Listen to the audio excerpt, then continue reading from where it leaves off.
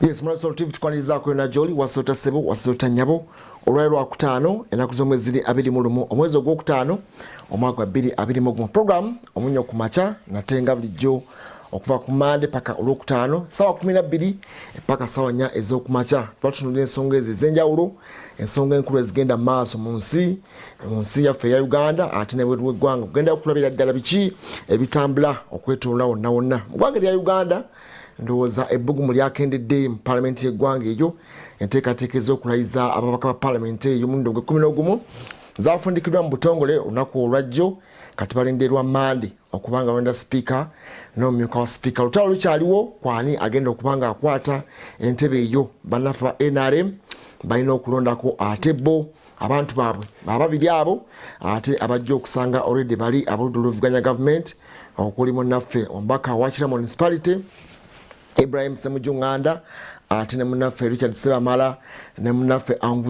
Anguzu wa FDC abo kucha deputy ate nende katika zonna wa munaffe Yemala nakkiriza okubanga ajja Muhammad Nsereko naye ayinza okuba mu lw'okwaano olwo naye tutunulidde olwaleero era NRM egenda kubanga efundikira expression of interest process eyetambula mu kakiiko ak'ebyokulonda we bunaawongereraawo nga tegedde bameka abajje empapulo lwajjo waliwo abasindikiddwa bagamba gwe oli NRM leaning totekeddwa kubanga okima empapulo mbako omukyala ow'Erakai Juliet Kinyamatama ate ye ebintu byamutambudde bulungi naye tugenda bitulako n'ensonga endala nze Muhammad Wamala Munaika akulamuseeko tulabe tugenda okubikwasaganya ate enkyaleero. Munaffe akeredde ku Soul TV nkubuuzako nti wasotya nyabosebo enobukedde bulungi tusanyuka nnyo okumanya nti mukeera ku munnyo amainze tusima polo ate tulabike nga tunuza mu nsonga nga bwe zatambudde olunaku olw'eggulo n'ebyetusuubira olunaku olwaleero parliament okulayira kwawedde tulindiridde okulaba nga bagenda kololo ennaku z'omwezi 24 ate balonde sipiika obaoliawo parliament yo emirimu gitandikire awo wenyini olunaku olwo lwenyini looza lujja kuba lwa Mande. Bingi byetugenda okwogerako ne Muhammad Wamala nange nsanyuse nnyo kuba nti obudde bukedde tebuganye kucha nga bulijjo kale tugenda kutandika awo tulabe ate ensonga za mukyala Kinyamatama ebintu byamutabukidde bitya bwe yabadde agenze wali ku kakiiko ak'ebyokulonda mu kibiina ne bamusindika ne bamugamba toli memba wavuganya mu kamyufu n'otakkanya na byavaamu n'ojja bannamunigina wadde oliko wakakwate ku kibiina ekikulembeze eky'eggwanga oba ekifuzi ekya NRM naye ate ssemateeka akusibirayo n'abagamba lwaki mwatwala ate ekyankwanzi ate ku exercise eno mutujjamu wali mwali mutwagala nnyo okugenda okubanga mutusomesa kati bakituuka ate ku party structure olwo tubeera ate etteeka lyetusibirayo naye yali akimanyi bulungi anti kyekyo ekisooka kyekyokubeera nti owekitiibwa Dr. Tangodo yakyogera bulungi yagamba nti aba independents abatanaba kukola abatanaba kusigninga memorandum of understanding ne NRM party tebajja kwetaba muki tebajja kwetaba mu kalulu kano. Lwaki babatwala ate ekyankwanzi nga tebanakola memorandum anti kyankwanzi yakubasendasenda nti esawa yonna mutwegatte kuyali kwegamba teyaliko actually teriko strings ezeteeka teriko legal attachment kyankwanzi kuba na opposition nkimanyi nti opposition basaba bulungi naga nti banange njagala nange kubigatta baba lobingira ne bagana bagende babatendeke ne kino kyateeka kirimu ensonga z'amateeka kibiina ky'ebyabufuzi kirimu process eri internal process then oteeka kubanga oyise mu mateeka matuufu okole ekyokuparticipate naye ekyokubiri ndowooza kyena kugamba last time naye nga nti wano siraba omulala yina ajja kwegatta kuba n'ababiri wa NRM Cheza nakyo kyabadde kimukubya nkokola lw'okwaano kuba bagenda ku spoiling oba ofuuse spoiler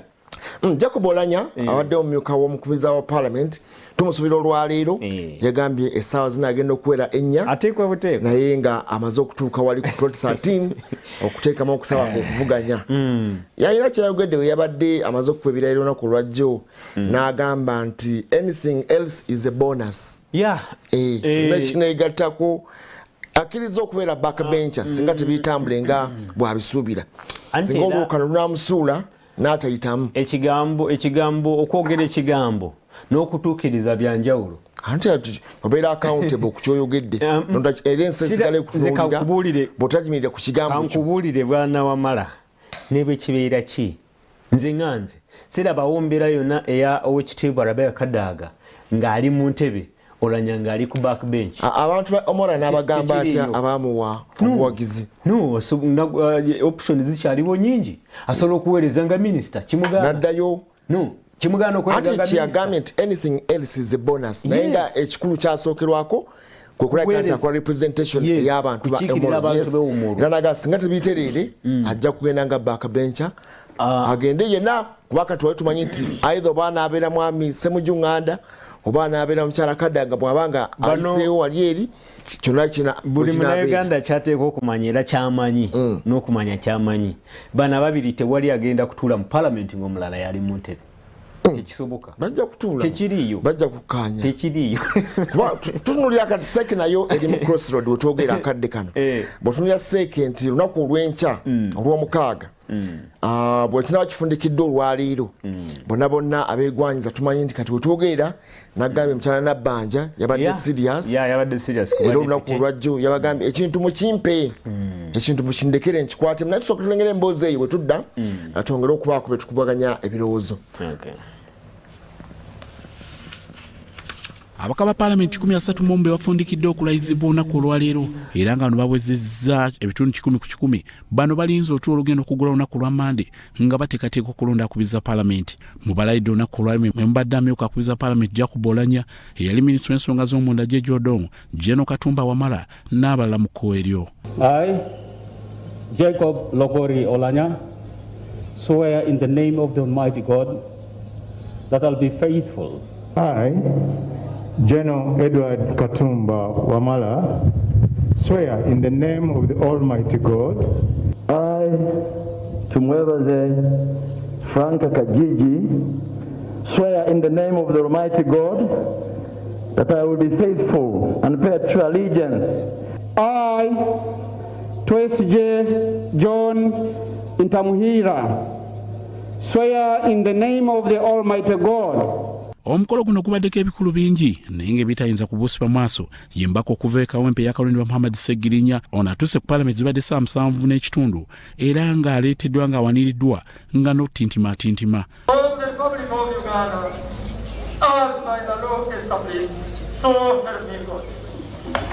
Segirinya bamusizaawo kipayopayo ogenda okukakana nga mutuuziza mu ntebe era ng'obedde alabiddwa nga n'okwewaniya tasobola.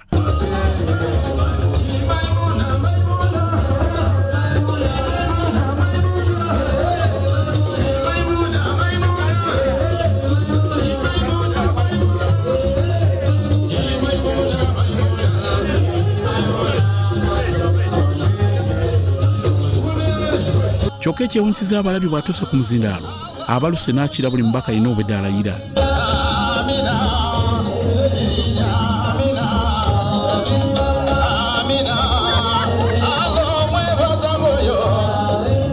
I, Segirinya Muhammad, swear in the name of Almighty Allah that I will give a faithful service to this Parliament and support and uphold the Constitution of the Republic of Uganda as by the law established. So help me Allah. Oluvannyuma n'ategeeza bannamawulire nga bw'agenda okukwata ensimbi zonna ez'emmotoka azize mu bantu be baakiikirira. Ssente ezo ngenda zikwata nziddize bannakawempa abali obubi kubanga be bannonda kinnuma okulanga abantu bange benkiikirira tebalina kyakulya abakyala tebalina na kapita akola ekinnuma ekibumba amazima ga Katonda mugulu si bwe bulwadde obwangu naye si bwe bulwadde obwangu naye kansaba Mukama Katonda nzisuuse kansaba Mukama Katonda. Mu ngeri emu Jacob Oulanya leero avuddemu eddoboozi ery'omwanguka ku ngeri y'okubaka kuyega egenda maaso bw'azimidde bigenze maaso n'okuyitiŋŋana nga Parliament bw'eri ensaale okutunuulira ensimbi eziwa ababaka ba Parliament ssaako n'eŋŋendo. Oulanya bino abizimudde era mu ddoboozi ery'omwanguka atuuse n'ojjeregga Parliament eneegenze ng'agamba nti engeri gye badde ekubaganyamu ebirowoozo ebadde ya kibogwe. Look at the discussions you have had in this Parliament about cars for members of Parliament. That discussion should not have taken place. That discussion should have been negotiated private like we did on the 26th of March this year. After all that hullabaloo in this house and the public getting very angry with us, we still had to go and sit down with the president on the 26th of March. babaka abala bagenze maaso n'otutegeeza bye bateeseteese oluvannyuma lw'okufundikira okulayira kuno nga bakatuuka mu yaafiisi. Kati bwe tumaze okulayira ekintu eky'amaanyi kye ngenda okutandikirawo okusingira ddala mu constituency y'ewange e Bunyaruguru mu Rubirizi district okulaba nti abantu ffenna nga bwe twali mu kalulu ako tugenda kuddamu okubeera omuntu omu. So it is my duty to defend it and ensure that every law passed promotes the rights and development of individuals first and also the nation at large. I'm happy to report that we have been able to swear in 131 members of parliament today, bringing the entire total to 529 out of 529. So we have had 100% attendance. Kuraso TV, nze Grace Girinya, Nelia Sajabi, Omunnyo. Yembere yo 100% attendance. Bonna baweddeyo babaka ebitaano 29 teri atakuba ekirayiro kye ne munaffe Segirinya Muhammad naye yasobodde okubanga ajja kano yamusuusizza n'asobola okuva gye yabadde mu ggwanga erya Kenya n'akomawo n'akuba ebirayiro birungi ekyo ako kabonero kalungi kyabadde kirungi nnyo okuba nti ababaka bonna olukalala lwonna nga bwe balondebwa nga bwe bayitamu basobodde okuba ebirayiro byabwe mulundi gumu nawatabeerawo ataasigalidde. Ndowooza bateekwa palamenti yakikoze bulungi, entegeka yabadde nungi. Katonda yabasobozesezza ekikulu kubanga osobola otegeka ate ne Katonda assaawo ebibye kuba tulaba nti kati kibalindiriddwako ye lunaku ate olwa Mande akabbinkana agenda okubeera. Naye tugenda genda ku kitebe kya NRM tulengere omubaka ow'Erakai Juliet Kinyamatama ate yagobeddwa atya okulabika nti ejiwa mu lw'okwaano luno omubaka omukyala ow'Ekakumiro munaffe Robina Nabbanja abadde minisita omubeezi w'ebyobulamu akola guno naguli naye yajjeyo empapula yataddeyo okusaba ku lunaku olwajjo n'ayingira mu kibalo naye n'agamba ekintu bakimulekere kuba deputy yagambye nti ebyamateeka si kikulu nnyo kasobeera ng'osobola okuweza kubanga parliament erina akakiiko kennyini oba abakungu bennyini abamanyi ensonga z'amateeka abagenda mu maaso okubanga balungamya singa baawo kalakuna konna oba halubalu eriwo nebabeera nga naye katulengera emboozi eyo nayo tujje tukubaganye wamu ate ebirowoozo ku nsonga ezo ebbiri kubeera tujja kyogerako ne wali mulamwa gwaffe enteekateeka n'olutalo lwa sipiika ow'okubiriza parliament omulundi ogw'11 yatandika ku lunaku lwa bbalaza. Luyingidde olunaku olwokubiri ng'ekibiina kya NRM ekiri mu buyinza kiwandiisa bannakibiina abeegwanyiza ekifo ky'obwa sipiika wamu n'omumyuka we. Omubaka wa Lakayo omukyala Kinyamatama Suubi agobeddwa ekibiina kya NRM ng'ontasobodde kwesimbawo mu kifo ky'abadde ayagala eky'obwa sipiika nga kigambibwa nti mu kalulu akaakaggwa yeesimbawo ku bwa Namunigina. Kinyamatama is a member of parliament, an independent member of parliament. Unfortunately, the law does not allow us to allow independent members of parliament to participate in NRM. While in parliament, we are those that subscribe to NRM but came in as NRM independent. We are NRM independent and we have never been denied any right of NRM. We go to Chankwanzi, we go for NRM caucuses and everything. So I thought that it is the same culture and free and fairness in everything. Kinyamatama mu kwogerako ne bannamawulire ategeezezza nti mwennyamivu n'amateeka agatwala ekibiina kya NRM obutakkiriza babaka nga ye okwesimbawo kubanga n'ekyankwanzi bagendayo. Ndabye nga ekyo kintu kya bunafu nnyo kubanga muzze mulaba wabeerawo NRM caucus aba independent NRM leaning bagendayo ekyankwanzi ababaddeyo aba NRM naye nga bajja ku independent ticket era babaddeyo. So sisuubira nti kibulungi oba kya bwenkanya okulaba nti ate bw'oba oyagala kuparticipatinga mu kalulu kaabwe oba akaffe ate kati bw'ofuuka oweeri n'ofuuka owe-independent. Ne omubaka Robina Nabbanja era ng'abadde minisita omubeezi avunaanyizibwa ku nsonga z'ebyobulamu ate nga ye mubaka akiikirira abantu be mu lukiiko lw'eggwanga olukolo ataddemu okusaba kw'embutongole okuvuganya mu kifo ky'omumyuka wa sipiika. expressed interest to participate in NRM primaries, opposition of the Deputy Speaker of the Parliament of Uganda. Congratulations.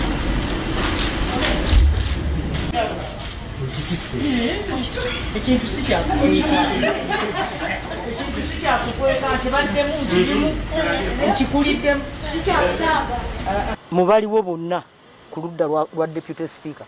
nze ndi wasobola okugata enziri zombi mubadde mundaba nze ababaka aboludda oluvuganya gavumenti nkolagana nabo bulungi siinaako muntu goyinza kugamba nti ono nabbanja amwinamu biifu yonna no mbadde nkolagana nabo bulungi gwali ondabeko nga ndi nabo nina akakubagano n'omuntu yenna mbadde ku palamenti awo emyaka 10 kati guno gwa 11 Nabbanja ategeezezza nti alina ebisaanyizo byonna ebyetaagisa ng'omuntu okusobola okwesimbawo ku kifo ky'obumyuka bwa sipiika. Kaakati kasita obeera desini ey'omukaaga okkirizibwa okubeera sipiika wa palamenti naye ekyensuso ate kyennyina nze nyina diguri eya development studies ey'enkulaakulana tewali agiyina mu bana abeesimbyewo. Ekyokubiri nyina masters degree mu M&E monitoring and evaluation so mbulira agiyina ng'eyo tebali tteeka ligamba nti sipiika yenna alina okuba looya amazima siri looya tuli fenna teririiwo kyova olaba na bano balooya obadde olaba ng'ayimirizaamuko katono ne basooka bamuwa ku magezi kati abo bonna nabati nange mwenyini nja kwongera nsome why not ekintu nkisobola bukiipe nga nkiikira Uganda yonna mu biteeso by'eggwanga lyonna oba ebyensi yonna tugiyita African, Caribbean and Pacific and then European Union members of Parliament. Mumanyi buli ggwanga litwalayo omubaka omu oba basatu so nakiikako. N'omubaka wa Budama West Central Jacob Oboth nga ono yali akulira akakiiko ak'ebyamateeka mu palamenti ataddemu okuvuganya ku kifo ky'obwa sipiika. The care that Honorable Oboth Maxon Jacob has fully met the conditions of expression of interest to offer himself for position of the Deputy Speaker of the 11th Parliament. Era nategeezezza tekataliridde okusalawo kw'olukiiko olufuzi olwa NRM olw'okuntikko obanga bamuwandako eddusu okusobola okulaba nate ng'agenda amaaso n'enteekateeka. Kubanga okubeera chairman wa Ligo mbadde nze overseeing Parliamentary Commission. Ensonga yonna mu Parliament zikwatagana ne Parliamentary Commission oba balimu okukonagana nze mbaddewo wakati. Kati nze abadde ayeerawo mu lujja wa Parliament bannaye manyi bulungi nti oba banampadde oba bampa akaseera okugenda munda okutuula mu ntebe ya Deputy Speaker kyandibadde kyangu nnyo ate abo bonna maze okukolagana nabo. Ababaka ba NRM abeegwanyiza okwesimbawo ku kifo ky'omumyuka wa sipiika baweze bana nga ku kya sipiika omuntu omu ye yakateekayo okusaba kwe okuggyayo empapula ku kifo ky'obwa sipiika n'omumyuka we kwakomekereza olunaku olw'enkya nga n'omumyuka wa sipiika Jacob Olanya asuubira okuggyayo empapula ezo olunaku olw'enkya. Byawandulu Boni, Salt TV, Omunnyo. Parliament njagiba kuba mu maaso ngireete mu bantu. Yes. Ekintu bakimuwe akisobola mukwano gwaffe era omubaka w'Ekakumiro Robina Nabbanja abadde minisita ombeezi w'ebyobulamu wakola guno naguli ndowooza tugenda kuwa profile z'abantu abo buli omu tulabe strength ye newayinza okubanga asobola okumegera abalala naye enteekateeka yeeyo era tulinze bulinzi mande kijja kuba kiwedde oba anabeera mukyala Nabbanja oba anabeera Jacob Boss anabeera Tayebwa Munaffe Thomas oba anabeera munaffe ate omubaka w'Ebukedea Anet Amonji Anita bona tubalinze bulinzi NRM gonna gwena wandako eddusu ndowooza alinde bulinzi ate ab'oluvuganya gavumenti wali Council of Sibambi munaffe omubaka Ssemuju Ibrahim Nganda ate munaffe oli omulala Sebamala Richard omubaka w'Ebukoto Central bona tubalinze bulinzi ndaba weekend enyuvu weekend egenda kugwanga egenda kubeera busy very busy. Ulaba oludda lw'aba deputy speaker bo bangiko bawerako bajja kubaawo okulubinga kuli intensive erudda n'erudda aba opposition balobinga kuba n'opposition naye tolowooza nti etudde butuuzi nti ekola ki opposition omuli National Unity Platform omuli FDC actually abunduza be front runners kati musera kino nze ndaba nga bagenda kukola intensive lobbying nabo bandyagadde babeereko neki wakili ekya deputy bakikole ki bakikwakule ku NRM naye by numbers naye kijja kuba kizibu nnyo olutalo lw'amaanyi nnyo okuyitawo otekwa kukola nnyo kati bajja kulobinga tebajja kutula butuuzo olwokubaki bajja kulobinga olwokuba numbers zabali nyingi kwatunula parliament eno bw'otunula abaka 529 nga NRM erina ababaka 337 balance asigadde yagenda okubanga ate agabanyizibwamu bano ababiri munnaffe Sebamala ate Council Yusuf Nzibambi abo kukya deputy ate tebakulimba nti NRM olwokuba erabawo kukyawo bwa speaker nti elabawo inawo embiranyaawo nti oba oliawo nti ejja kubuusa amaaso ekyaki byonna bibiri babyagala kumpi mu equal measure oba okitegeera naye ekyenjawulo mpozi kyekya ku deputy speaker kyenandyagadde okuwonako kyekya okubeera nti FDC eyinamu candidate babiri eyinamu babiri bacandidates babiri DP eyinamu ono Sebamala si wa DP wanupu Sebamala wanupu webukoto wabadde vice president kyekyo kyenyini kyembadde njagala okukola ki nti tunuulira opposition wadde waggulu eyinawo ne wansi wano ku bwa deputy speaker ate wewatunuuliddwa nga wayinza okukola ki oba nkozese ekigambo okulabisa akasatiro okulabisa wandirabisa opposition wano ku deputy simanye olaba kyeŋŋamba nti Ssemujuŋŋanda bw'ogenda okutunulamu yandibanga oba oliawo yayina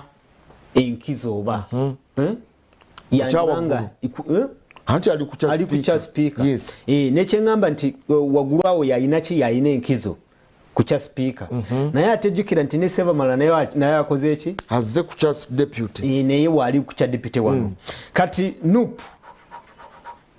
waggulu awo egenda kukola etyawo anti kati NUP yondowooza yavaayo ndowooza ne position kucha speaker yali ekyali munda naye ng'olaba akakiiko principal yagenda kukola ki naye tukimanyi muli munda nti oba oliawo NUP eyina gwe favoringa atali mwami olanya atali Ibrahim Ssemujuŋŋanda ate ogambye nti erujo ne muntambula mwennyini principal agamba nga senga